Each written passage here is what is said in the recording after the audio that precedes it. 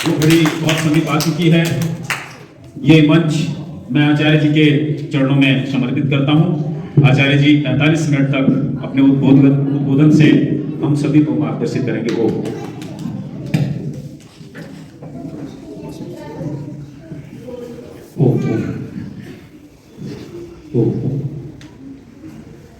सभी सभागार में उपस्थित सज्जन मेरे जो प्यारे बच्चे सीधे होकर बैठेंगे। सभी मेरे साथ मिलकर पवित्र गायत्री का उच्चारण करें। अपने अंतःकरण और इस वातावरण को पवित्र बनाएं।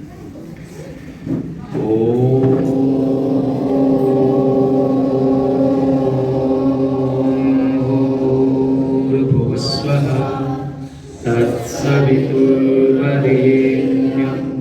भर्गो देवस्य धीमहि धियो यो नः प्रचोदयात्।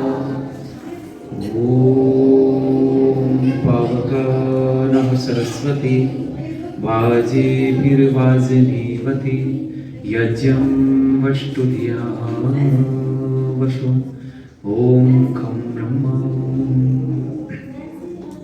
सभी बच्चे ध्यानपूर्वक सुनेंगे। आज एक विशेष कार्यक्रम का आयोजन किया गया है और आज एक विशेष दिन हम मना रहे हैं। जानते हैं बच्चे हम क्यों यहाँ एकत्रित हुए, किस लिए एकत्रित हुए? आज एक महापुरुष का जन्म दिवस हम उल्लास के साथ मना रहे हैं। बच्चे जोर से बताएंगे उन महापुरुष का नाम क्या था? जरा जोर से बोले। महर्षि स्वामी दयानंद सरस्वती। और स्वामी दयानंद सरस्वती का जीवन हम सबके लिए कितना महत्वपूर्ण है, इस संबंध को लेकर के हम कुछ बात करेंगे। प्रयास करेंगे स्वामी दयानंद के जीवन से संबंधित जो चर्चाएं हम आपके बीच में रखेंगे उनसे आपके वर्तमान समस्याओं का समाधान हो सके। या ऋषिवर दयानंद के जीवन चरित्र को पढ़ करके हम किस तरीके से अपने जीवन में राष्ट्रीय भावना ला सकते हैं, किस तरीके से हमारे जीवन में राष्ट्रीय भावना आ सकती है, अपने माता पिता के प्रति सम्मान बढ़ सकता है, राष्ट्र के और समाज के प्रति हमारे कर्तव्य कैसे होने चाहिए, कैसे हमें उनका पालन करना चाहिए, सारी बातें हमें उस महापुरुष से सीखना। स्वामी दयानंद सरस्वती जी जब छोटी सी अवस्था में थे, जैसे आप लोग बैठे ना बच्चों, ऐसे थे वो बहुत छोटी सी अवस्था के बालक। तो उनके पिताजी उनको एक जगह ले गए, एक स्थान पर लेकर के गए कि चलो हम तुम्हें एक ऐसे स्थान पर ले जाते हैं। तो उन्होंने पूछा कि कौन सा स्थान? तो वो कहने लगे कि जहां पर भगवान रहते हैं। जहां पर कौन रहते हैं? तो उन्होंने कहा कि भगवान रहते हैं ऐसे स्थान, अर्थात वो उनको मंदिर में लेके गए उनके पिताजी। तो जैसे वो मंदिर में लेकर के गए तो मंदिर में आपने देखा होगा शिव जी के मंदिर हैं, अलग अलग देवताओं के मंदिर हैं, आप सब देखते हो। ऐसी वो छोटे से बालक अपने पिताजी के साथ में गए और जाकर के उनके पिताजी ने कहा कि जो व्रत रखता है, जो उपवास करता है और जो शिव की आज के दिन शिवरात्रि के दिन व्रत रखता है उसको शिव दर्शन देते। क्या बोला? जो व्रत रखता है उसको शिव क्या देते हैं? दर्शन देते हैं। छोटा सा बालक, आप जैसा बालक, तो दर्शन देते हैं। तो मन में ये बात बैठ गई कि पिताजी कह रहे हैं तो सत्य ही होगा। मन में धारणा बन गई कि पिताजी कह रहे हैं तो बात क्या होगी? सत्य होगी। अवश्य आज के दिन इस मंदिर में मैं शिवरात्रि के दिन पूजन करूंगा, शिवरात्रि के दिन उपासना करूंगा।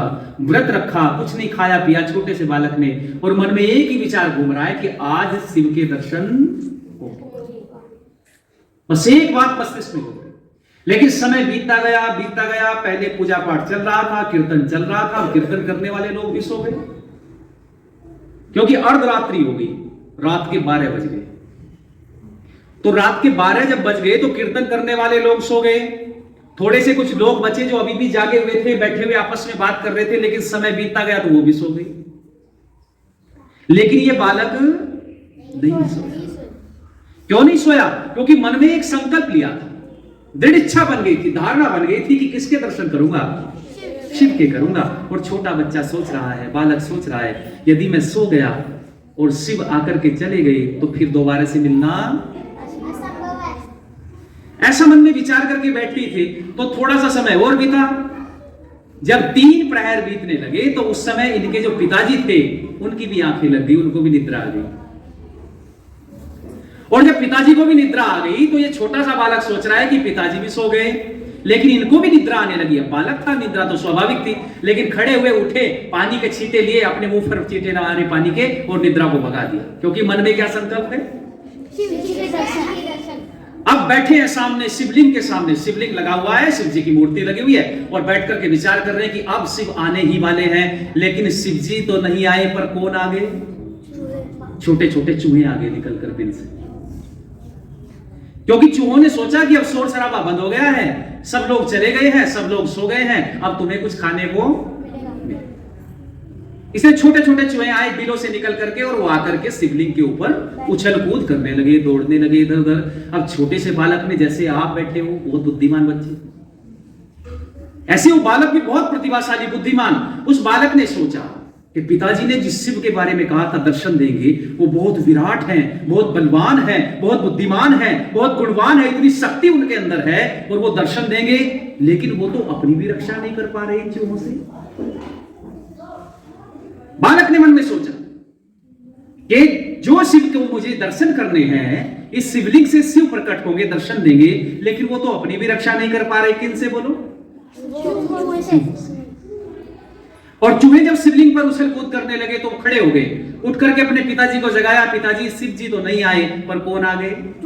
ये चूहे आ गए, और इस पर रखा हुआ सारा भोग खा गए। जो किसी ने लड्डू चढ़ाया था, किसी ने मिठाइयां चढ़ाई थी, वो सारी मिठाइयां धीरे धीरे करके अपने दांतों से उतरने लगे, खाने लगे। चूहे आ गए, अपना काम करना था चूहों को, लेकिन वो शिवलिंग उन चूहों को रोक नहीं पाया। बस मन में एक धारणा बन गई, बालक देखो, छोटा सा बालक अभी, और छोटा सा बालक कितना प्रतिभावान था, मन में विचार किया कि ये सच्चा शिव नहीं। बस एक बात मन में बैठ गई कि ये सच्चा शिव नहीं है, लेकिन यहां तक रुके नहीं। कुछ लोग ऐसे होते हैं कि भाई सच्चा शिव नहीं है, चलो नहीं है, तो घर चले जाते हैं और जाकर के बैठ जाते हैं खाली बस्ते, लेकिन बैठे नहीं। मन में क्या विचार आया कि जब तक सच्चे शिव के दर्शन नहीं करूंगा, तब तक चैन से बैठूंगा। अब एक प्रश्न और सामने आ गया। एक संकल्प था, पिताजी ने बता दिया था कि यहां दर्शन होंगे, लेकिन यहां तो हुए नहीं, तो मन में एक संकल्प और बना लिया। क्या बनाया कि जब तक सच्चे शिव के दर्शन नहीं करूंगा, तब तक मैं चैन से बैठूंगा। और वहीं से निकल जाते हैं बच्चे, घर पर जाते हैं, माता जी भोजन कराती है, उपवास तोड़ते हैं। वो कहते हैं उपवास का कोई मायना नहीं है, उपवास खाली शारीरिक शुद्धि के लिए है।